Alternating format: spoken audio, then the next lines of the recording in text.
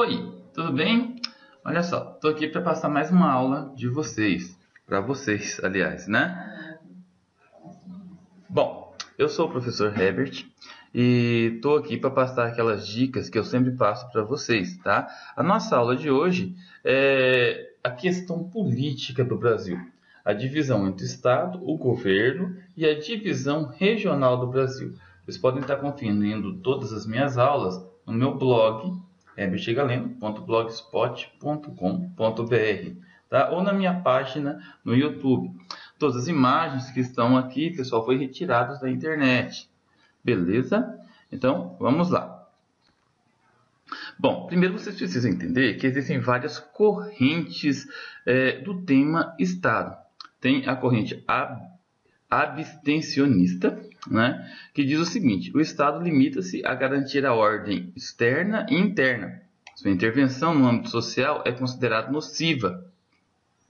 Tem a corrente socialista, né, encarrega-se de suprir toda a necessidade do indivíduo e assume a organização de produção e circulação de bens, submetendo o homem, física e moralmente, ao seu domínio. É muito comum nos países que aderiram ao socialismo ou ao comunismo.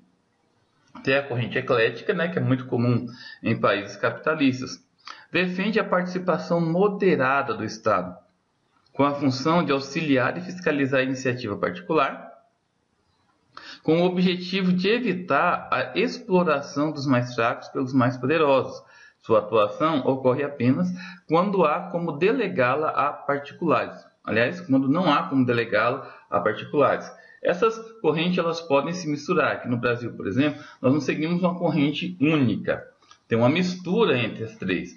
O Brasil tem uma tendência a seguir a corrente eclética.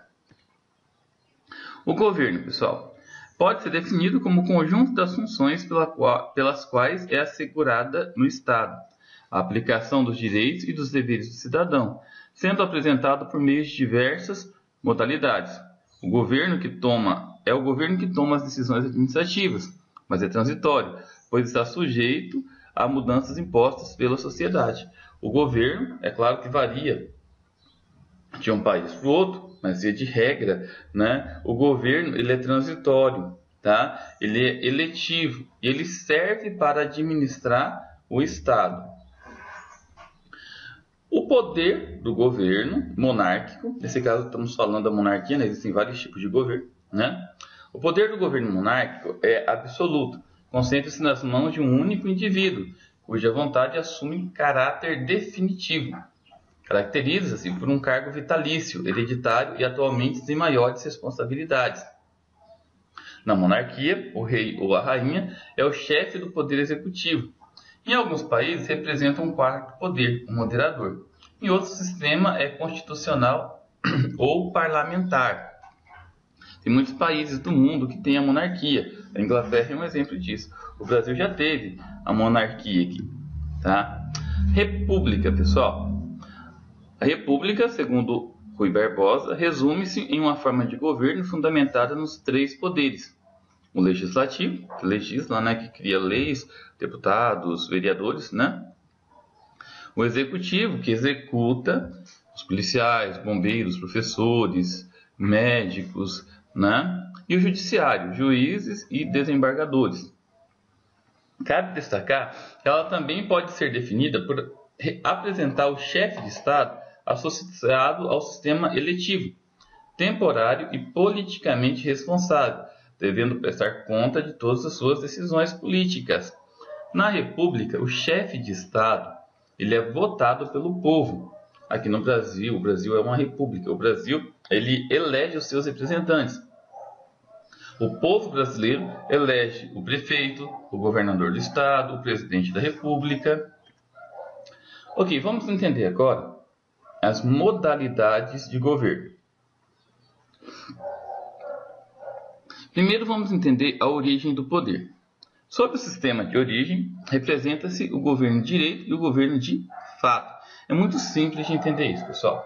Olha, o governo de direito ele é organizado de acordo com a lei fundamental do Estado, ou seja, passa a ser considerado de acordo com a consciência jurídica do Estado. É aquele governo legalizado, aquele que foi votado, aquele que obedece às regras. O governo de fato não, é aquele que é mantido mediante fraude ou violência. Também é muito comum no crime organizado, no poder paralelo, entre os grupos terroristas, aquele governo que assume mediante um golpe de Estado, um golpe militar, ok? Como que o poder é desenvolvido? Vamos entender. Com relação à natureza de sua estrutura, o governo será denominado legal ou despótico. Legal, eu já comentei com vocês, tá? É aquele que se subordina às normas vigentes, subordina aos preceitos jurídicos, como condição para que haja harmonia e equilíbrio social, aquele que obedece regras, que obedece leis. O governo despótico caracteriza-se pelos interesses e caprichos pessoais. Tá? Um exemplo, o que aconteceu na Rússia até o ano de 1917, quando teve a Revolução Russa. Né? O governo de lá, o czar, né, ele era um governo despótico, ele privilegiava apenas os amigos, os familiares, enquanto que a população passava extrema necessidade. Até onde vai esse poder? Até onde vai a extensão? Em sua composição, o governo classifica-se em constitucional, absolutista.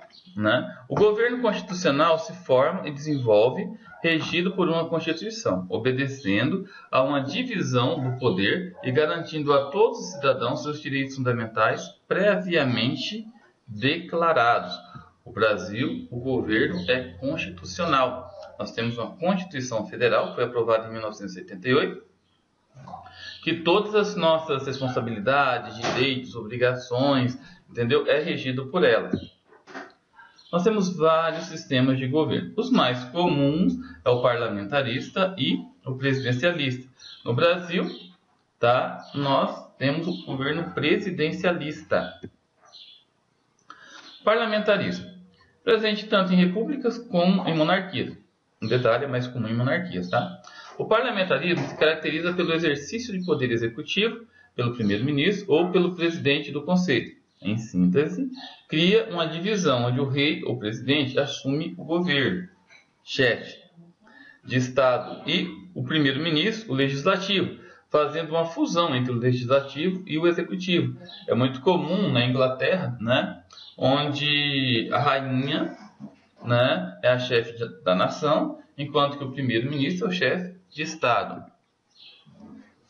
Presidencialismo. O presidencialismo é inerente à república, com um sistema no qual o cargo é temporário, eletivo e responsável. O poder executivo é exercido pelo presidente da República, que é apoiado por um parlamento ou congresso.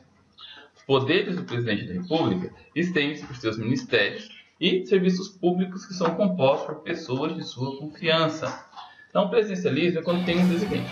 Ele é um cargo eletivo, é temporário, ele tem que obedecer às regras da Constituição Federal, ele não pode adotar medidas que sejam de cunhos próprios, pessoais, com base nos seus pensamentos pessoais, ele tem que lutar pelo povo, ele é assistido pelo sistema bicameral, né, pela Câmara dos Deputados e dos Senadores, ele tem os ministérios que são pessoas de sua confiança, né, que precisa trabalhar também em prol da sociedade. Né? Bom, o sistema bicameral eu já comentei com vocês, tem um Senado, é composto por 3 senadores de cada unidade federativo. Atualmente nós temos 81 representantes, né? Trabalha na elaboração de leis, fiscalização e controle dos setores financeiros da União e julgamento de autoridades políticas. E a Câmara dos Deputados, que representa o interesse da população de forma mais direta. Os deputados, eles são também responsáveis por elaborar leis, né? E leis que estão diretamente associadas à população, tá? Somente do seu estado de origem. Pessoal, é isso, valeu, tá? Espero que vocês tenham entendido a composição política do Brasil.